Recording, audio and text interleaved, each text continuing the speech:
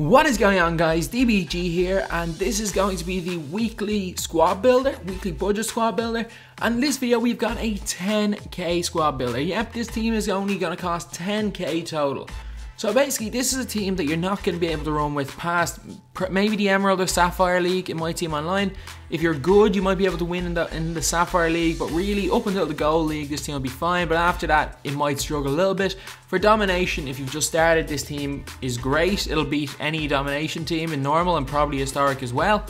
But anyway, at point guard we have got an Emerald, and it is John Wall. This card is okay by itself, but I'll show you why this card's in later.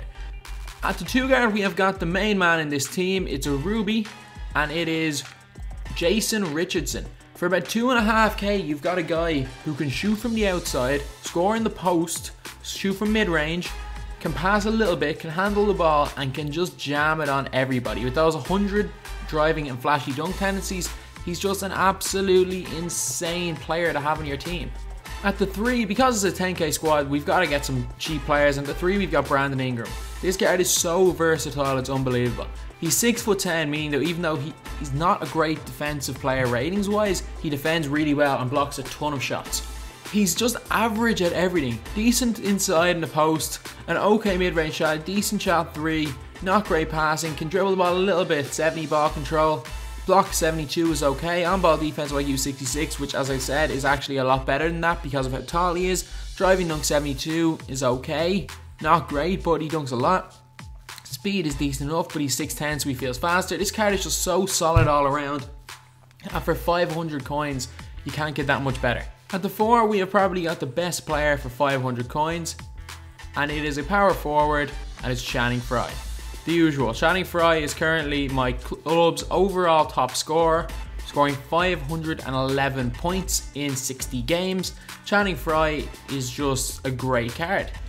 His release is really nice. He plays great defense for some reason. He blocks a ton of shots and rebounds really well. He's got an open shot 3 of 90, meaning that when he's open, he's going to hit nearly all his shots, and with a nice release, he's going to green pretty much every time he's open. He's got not good rebounding, but seems to rebound well. 57 block is a lie. He blocks a ton of people, and his driving and standing dunks are actually quite good, even though his ratings are really low. Channing Frye plays way above his ratings, just like he does every year in 2K, and is a really, really good card for a team like this. Obviously, it's not going to be a good card in the grand scheme of things, but for a team like this, for 10k MT, it's a great card to have. And at the 5, we have the reason we have John Wall in there. It's an Emerald Center, and it's DeMarcus Cousins. So these guys are a dynamic duo. It makes Boogie an 86 overall Sapphire, and it makes John Wall an 83 overall, still an Emerald. But look at these stats what it does to John Wall. Bumps up his mid-range shot, it bumps up his 3-point shot, bumps up his free throw, and also seems to bump up his driving dunk, which is a really big stat to have been bumped up. It makes John Wall just a much better card. And definitely for the 850, 900 coins it costs John Wall with the dynamic duo especially, it's definitely worth it. For DeMarcus Cousins, it bumps up a lot of his stats as well. His driving layup goes up a little bit, but his mid-range shot goes up, and his 3-point shot and free throw go up. They are huge for a kind of pick and popper like DeMarcus Cousins is a lot of the time. Obviously you can take it inside with DeMarcus Cousins, that's what he's mainly used for. It boosts up his strength to 98, meaning that he's the same strength as Shaq, his Ruby card. His low post defense improves, his defense overall improves, and it's just a really, really nice card. Good post hook, good post fadeaway as is, so he can just take people inside, he can draw fouls with 90, he can hit free throws. It's just a great card, especially with the duo. At the 1 off the bench, we have got a silver point guard, and it's Emmanuel Mudiay. I could have used a lot of players here, but Mudiay is a really, really nice card. He can shoot a little bit, open shot 371, which isn't great, but in the very early seasons, if you're in the Bronze League, he'll be able to hit them with that. He's fast, he's very fast, 88 speed, 85 acceleration, 86 speed with ball, driving dunk of 82, he goes in and dunks on so many people. A really nice card when you're starting off. Obviously not a great card in the grand scheme of things, but when you're starting off My Team, or if you're just looking for a card to run with in challenges, or in domination, it's a great card to have. At the 2, we've got one of the best shooters in the game, still is one of the best shooters in the game, and it is, where is he? It's JJ Redick. JJ Redick, for me, is shooting 53% from 3 through 40 games. He's got not a great post fadeaway, not good inside, but it is JJ Redick. He's got a good open shot mid of 92. And look at his 3-point ratings. He's got 95 open and 97 contested. His shots, he's a little bit inconsistent, but he does hit an awful lot of them. 88 free throw. The rest of his stats, nothing special, and they don't really need to be anything special because he's one of the best shooters in the game. And I've seen him up for 550 MT on bids, so he's really cheap. At the 3, we have got Silver Terrence Ross. This card is really good. He's got a really nice 3-point shot of 81, good open shot mid, decent enough free throw. He's fast, but where he excels is his driving dunk of 89. He dunks on so many people. Obviously, this card is nowhere near as good as his Sapphire or even his Gold card, but it's still a really nice card. And for 500 MT, the bare minimum you can pay for a player, it's a very good card to have. At the 4, we have got the star of this team, and it's Meyers Leonard. If you have never used this guy, no matter what seed you're in, try him out. This card is so good. If you're just starting off the game, you cannot get a better card. His inside stats are really bad, but if you're looking at the highlights of this video, it doesn't seem to matter. He seems to score inside really well. He's got a really nice open shot mid of 93 and an open shot 3 of 88 for a 7'1" power forward. Is really good.